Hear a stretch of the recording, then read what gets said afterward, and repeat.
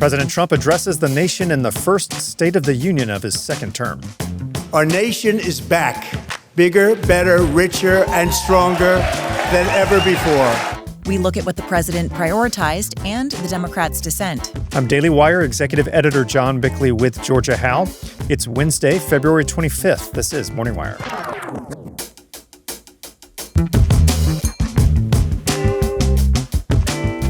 The Supreme Court's decision to strike down most of Trump's tariffs has prompted sweeping new orders from the president. The president will have to use alternative authorities that are more well-established under the law to pursue its tariffs. And America's largest bank confirms that it did indeed debank Trump in the weeks following January 6th, though the reason remains disputed. Thanks for waking up with Morning Wire. Stay tuned. We have the news you need to know. I'd like to introduce you to Gabby Stout. She's a high school junior in North Carolina who was inspired by Charlie Kirk and wanted to honor his legacy by painting a message on her school's Spirit Rock. But after school officials gave Gabby permission, they reversed themselves, censoring Gabby's message and publicly accusing her of vandalism. The accusation even aired in local news. Gabby was punished for standing up for the biblical values that Charlie spent his life defending. Now, our friends at Alliance Defending Freedom are representing Gabby in court to hold the school district accountable for violating her constitutional rights. We want to make sure Gabby knows she's not standing alone. With just a few minutes, you can go to joinadf.com/wire or text WIRE to 83848 and send her a quick message of support. That's joinadf.com/wire. Send Gabby an encouraging note or verse that will lift her spirit today. Gabby's courageously standing up for the values that Charlie fought for and that the Daily Wire stands for, including free speech. Go to joinadf.com/wire or text WIRE to 83848 for Alliance Defending Freedom today and support Gabby. President Trump delivered a wide-ranging State of the Union address last night, touting his wins over the past year and laying out his vision for the way forward. Daily Wire senior editor Cabot Phillips is here to break it all down for us. Hey, Cabot, so a lot to get to here. There were some really moving guest appearances, a lot of policies touted, and of course, a lot of Democrat counter-programming. Yes, there was. All day. So where to start? Let's start big picture. What was the major focus for Trump? Well, President Trump said jokingly beforehand that viewers should be ready for a long night. And he was not kidding. By the time he left the podium, the runtime was about an hour and 45 minutes, making it the longest State of the Union address in history. So it was a long one. I'll do my best to condense it all. Trump, of course, hit on the economy and affordability, immigration and foreign policy. But the main theme of the night really was American greatness. President Trump repeatedly framed his presidency as bringing America back from the brink, while leaning into the looming 250th anniversary celebration this coming July. In what became arguably the highlight of the night, Trump every few minutes would introduce a new individual who represented American exceptionalism. There was a Coast Guard swimmer who rescued more than 100 little girls during flooding in Texas last year, then a National Guardsman who survived being shot in the head in a terrorist attack, and in two just indescribably moving moments, he awarded the Congressional Medal of Honor to two men. First, a wounded hero who led the capture of Nicolas Maduro, and then a 100-year-old pilot who fought in World War II, Korea, and Vietnam. But the loudest moment came when the U.S. Olympic men's hockey team came down from the balcony. Listen to this applause. It went on for minutes on end. And as reported first by Daily Wire White House correspondent Mary Margaret Olahan, President Trump also introduced Erica Kirk and offered an emotional tribute to her late husband, Charlie. Last year, Charlie was violently murdered by an assassin and martyred for his beliefs. His wonderful wife, Erica, is with us tonight. Erica, please stand.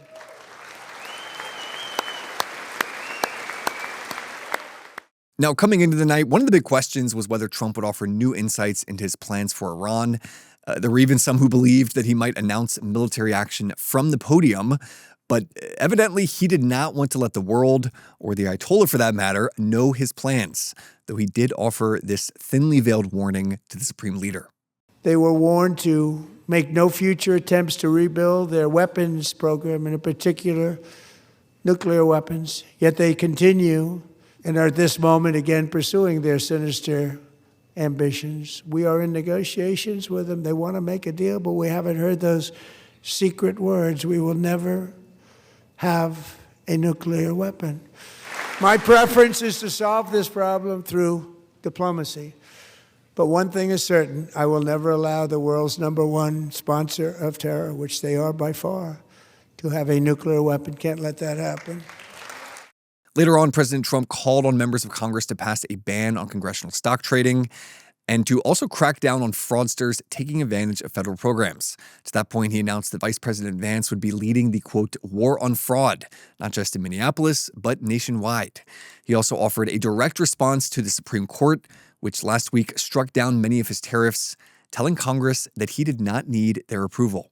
Despite the disappointing ruling, these powerful, country-saving, it's saving our country, the kind of money we're taking in, peace-protecting.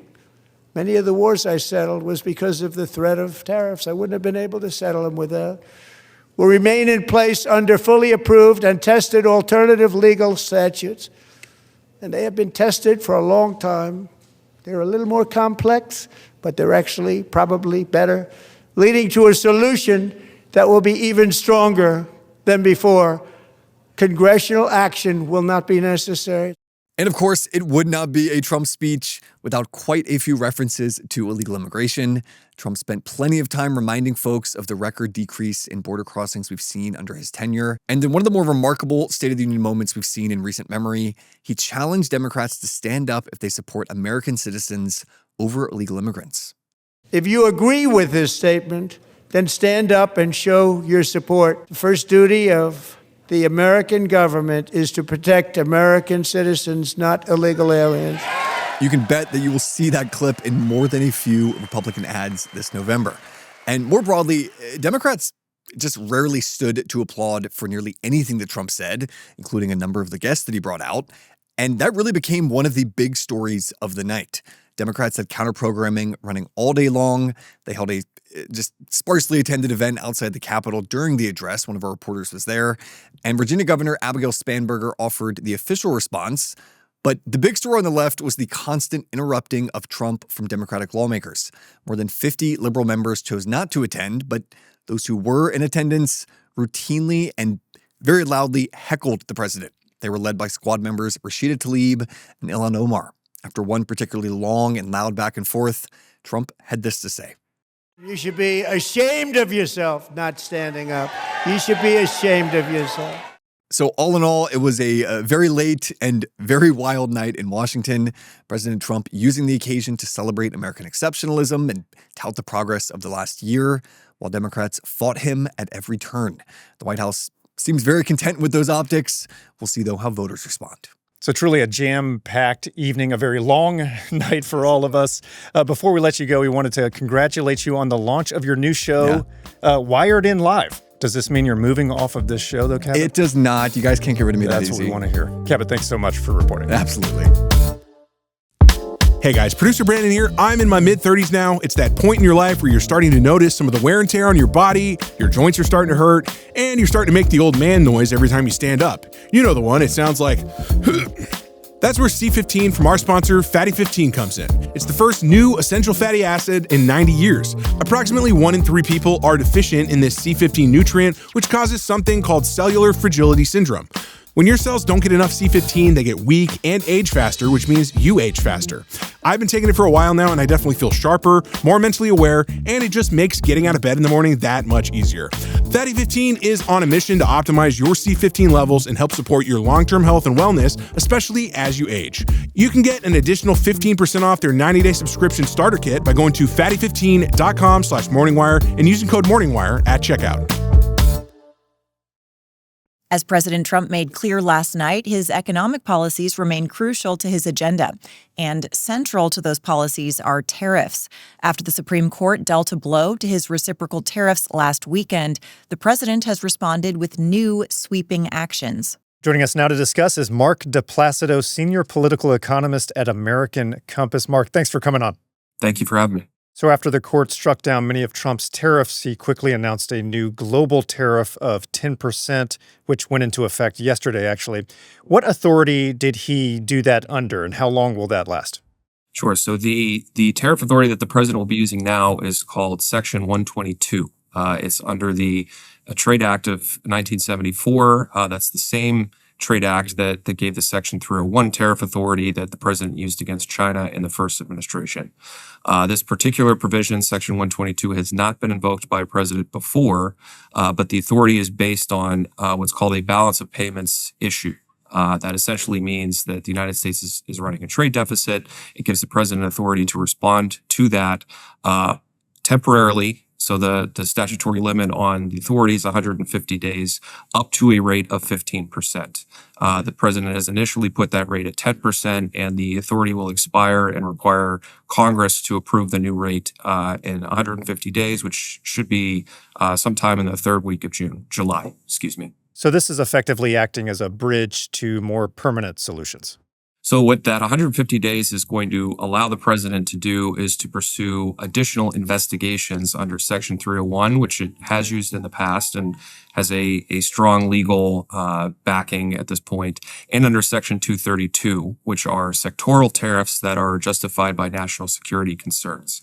This would be the authority that the president has used on steel and aluminum, copper, timber, computing, robots, some other sort of major sectors of the U.S. economy. So I think the administration is really seeing an opportunity to buy some time, because those well-established authorities that are indefinite and don't have that 150-day cap require an investigation and a comment period, essentially, like any other major regulation. And do you believe that those new tariffs will be more durable and be able to survive court scrutiny?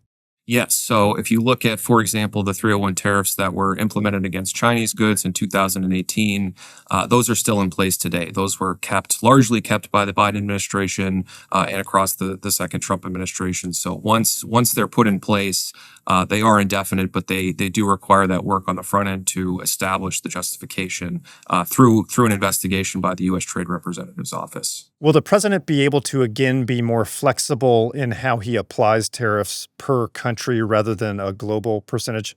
Yes, he'll have a lot more flexibility on rates across different countries under either the Section 301 authority or the Section 232 authority. And I think that's going to be a key part of his leverage as the conversations and negotiations continue over the coming months. This Section 301 authority, which the president has already used on multiple countries for multiple different reasons, is going to be hanging over in the background. And I think given the president's negotiation style, it's pretty evident that he's going to be willing to turn that authority on any country that tries to renege on the deals that have been established. Final question here. FedEx just announced that they're suing the government for a full refund of tariffs they paid. Do you expect to see more of that, and will the U.S. government actually have to repay businesses? So my understanding is that the Supreme Court case at the Supreme Court level really did not speak to that repayment issue at all, and so that's going to have to be remanded down to the lower courts. I know the Treasury Secretary Scott Bessent spoke in a couple interviews about it this weekend, and essentially said that that's going to be up to the lower courts to decide who gets these repayments and on what timeline. It'll be fascinating to see how that all plays out. Mark, thank you so much for your insight and for joining us on the show. The nation's largest bank has officially acknowledged that it did close President Trump's personal and business accounts in the wake of the January 6th Capitol riot. The issue has reignited a heated national debate on debanking. Here with the details is Daily Wire culture reporter Megan Basham. So, Megan, let's start with the basics. What exactly did this JP Morgan filing reveal, and how does it tie into Trump's larger legal fight with them? Yeah, so these filings that were just released are part of President Trump's $5 billion lawsuit against JP Morgan Chase and its CEO, Jamie Dimon. And those confirmed that JP Morgan did indeed close accounts that were held by Trump and several of his business associates in February 2021, so about a month after the Capitol Hill riot. So until now, JP Morgan has never formally admitted that they did indeed close Trump's accounts. So these filings confirm that, yes, that did happen. And it's not exactly true that they denied it either. They had simply discussed it as a hypothetical when they were asked about it. So while while this does confirm that Trump's accounts were closed, what it doesn't confirm is why that happened. So that's a key question here, because the Trump team says that these closures were politically motivated, which would mean that any resulting harm on his business interests were unlawful. But Diamond has consistently said that while JP Morgan does debank people, it doesn't do so for political or ideological or religious reasons. This is what he said on Fox just a couple of months ago. We do not debank people because of religious or political affiliations. We do debank them. They have religious and political affiliation. We debank people who are Democrats. We debank people who are Republicans. We've debanked different religious folks. Never was that for that reason. So Diamond is saying they didn't debank Trump for political reasons. What reason did they cite? Yeah, so the note that JP Morgan Chase sent Trump in February 2021 said that he simply needed to find a, quote, more suitable institution. Didn't specify a reason. But JP Morgan has said that these decisions are based on whether accounts pose, quoting here, legal or regulatory risks. And Diamond did hint in that Fox interview that government pressure, perhaps from an incoming Biden administration, may have played a role in the actions that the bank ultimately decided to take. We live under very strict rules and regulations and requirements, and to protect the country, we're required to report things to the government. I can't even tell you when we do it, because I'm not going to tell you that either. And so I want to change these rules. I actually applaud the Trump administration, who's trying to say the debanking's bad and we should change the rules. Well, damn it, I've been asking to change the rules now for 15 years. So change the rules. And then in addition to that, Georgia, I spoke with sources at JP Morgan, and they told me that they often wish that they did not have to debank, but after decades of experience dealing with regulators who are sometimes politically motivated, they've learned to anticipate certain pressure if they don't take those actions. So that brings up the wider debate over debanking. On this show, we've covered some debanking stories in cases where Christian or conservative groups believed that they were debanked for their beliefs. Could this case have some precedent for those other cases? Yeah, already we're seeing some impact from the entire debate that's coming out because of Trump's accounts. And I think because of his personal experience with this, he has moved on this issue. So last year, he signed an executive order targeting what his administration called, quote unquote, politicized debanking. And that order specifically sought to prohibit the use of vague reasons like reputational risk as a reason for closing down someone's account. And as you heard there, Diamond actually said that he would like to see some further action in that direction, just to clarify for the banks what they should and should not do. So a lot of legal analysts say that the Trump case could have implications for how much banks are required to disclose when terminating services, and also what legal recourse customers may have when they do feel that they've been treated unfairly. Well, this is also in the bank's interest because it protects them as well. Megan, thanks for reporting. My pleasure. Thanks for waking up with us. And if you're listening to the show, you can now watch the show free on Daily Wire Plus. We'll be back this evening with more news you need to know.